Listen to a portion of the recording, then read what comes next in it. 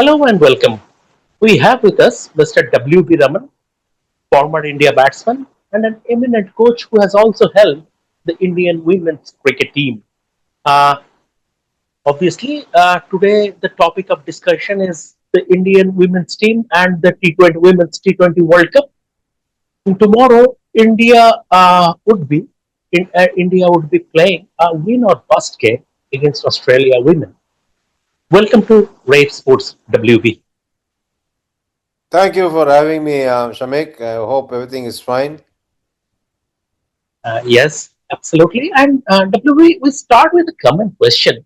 What is your overall assessment of this Indian women's team at the ongoing Women's T20 World Cup? It's a good side. They've had their ups and downs. They've had a lot of uh, inconsistencies, but that's how World Cup always pans out. And especially in a T20 format, you'll have a lot of ebbs and flows. But still, there's a lot to play for as far as the Indian girls are concerned. This is a position that they're used to, in the sense that they've been under pressure in the 50 overs World Cup too, and they've prevailed over that pressure and gone on to create history. And I'm hoping that they'll do the same in the T20 format as well. WB, you rightly mentioned the 50 over World Cup, and India were almost in a similar situation in that tournament also, and they brought out their A game against Australia in the semi final. Do you think tomorrow it's a different format, but do you think they will carry that confidence to tomorrow's game? Yeah, they will, because Australia is not really as formidable as they were, but still, it's a side which knows how to win, in the sense that they play a lot of this format in their WBBL, and then they play in other leagues as well. So that makes them a highly experienced squad. But again, India has done well against Australia, and over a period of time, they've been challenging India. Now it's come to a stage where it's India's turn to assume the position that Australia held over a period of time.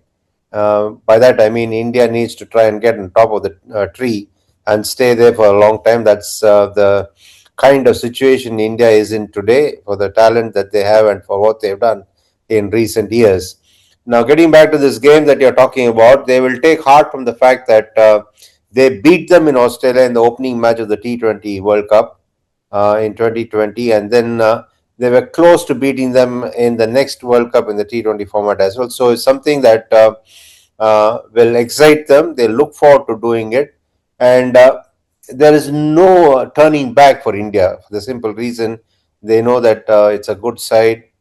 They know they can beat Australia, and quite obviously, they have a lot to gain and nothing to obviously be worried about.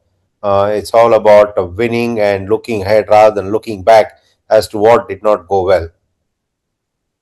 We have to talk about catching, India's catching.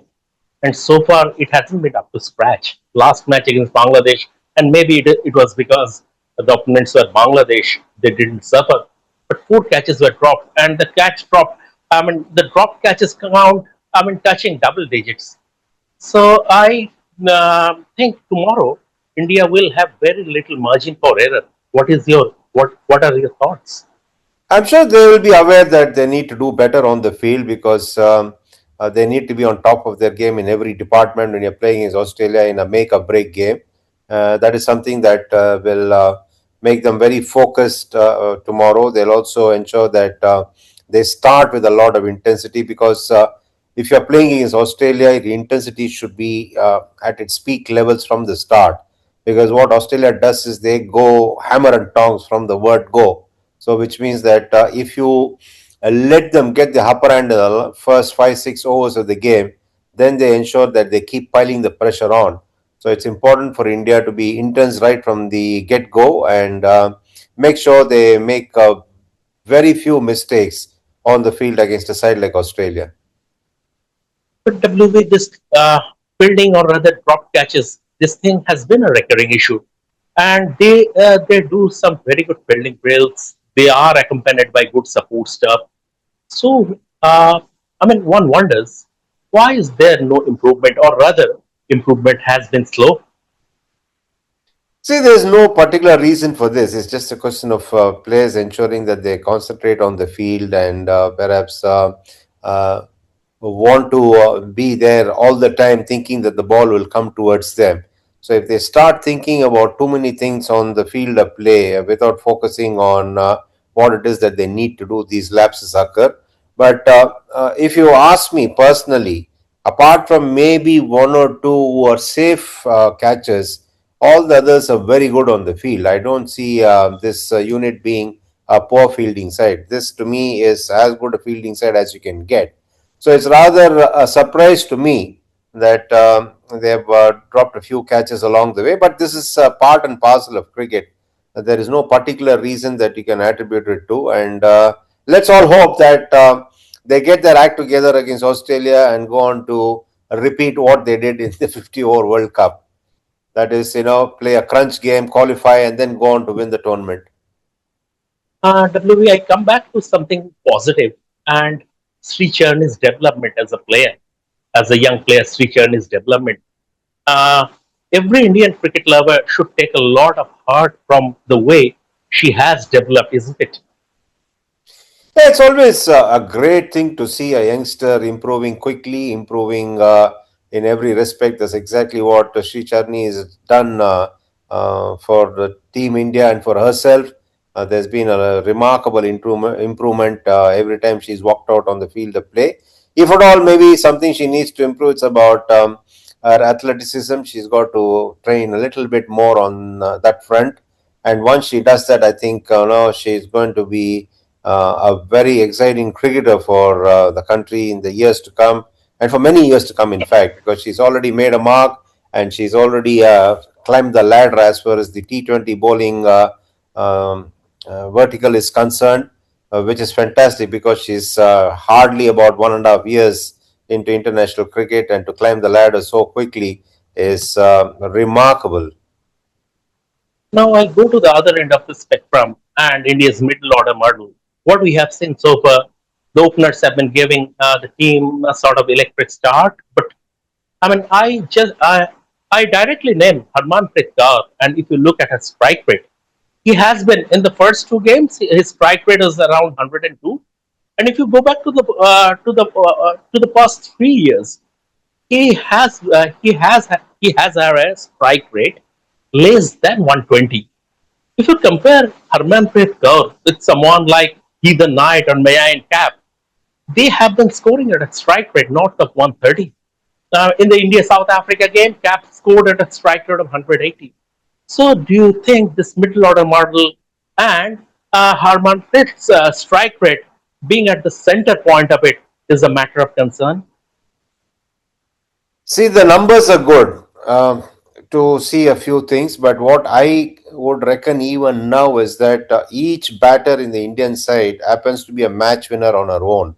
There's nothing wrong with our middle order batters if you look at it person to person. Harmanpreet Kaur, Jemima Rodrigues, Richa Ghosh, Shastika Bhatia, then Deepthi Sharma. There's enough and more batting in this particular squad.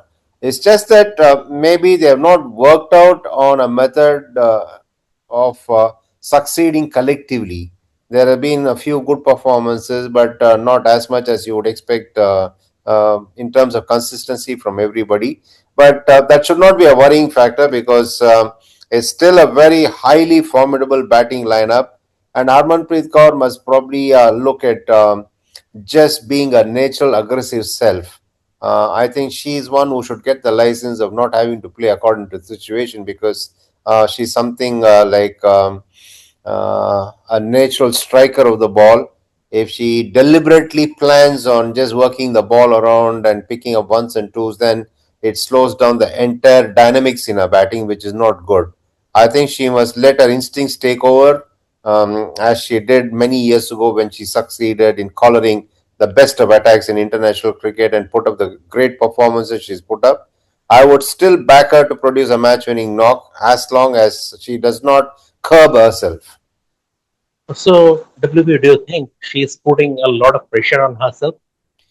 I'm not saying she's putting a lot of pressure on herself. She's probably trying to restrain herself a little bit so that she thinks that she needs to play responsibly. So what I'm trying to say is that I would want her to be aggressive and play as aggressively as she can, because that's a basic instinctive game. She should resort to going back to those methods which brought her success in international cricket over a long period of time. Are you happy with the overall fitness level of this Indian team, and especially when they are batting, they're running between the wickets? Listen, we can just keep on dissecting anything and everything, but I think what is important here is that we need to back the girls. We need to look at the good things that they've done, especially ahead of a very important game. We can find as many faults as we want if we put our minds to it, but I think that's going to help nobody, especially the team which is involved in a World Cup campaign.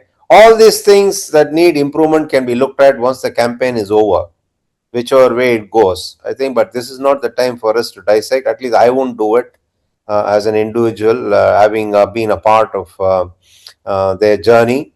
We'll just leave all those things aside and hope that India once again does well enough to qualify and then to possibly rewrite history again.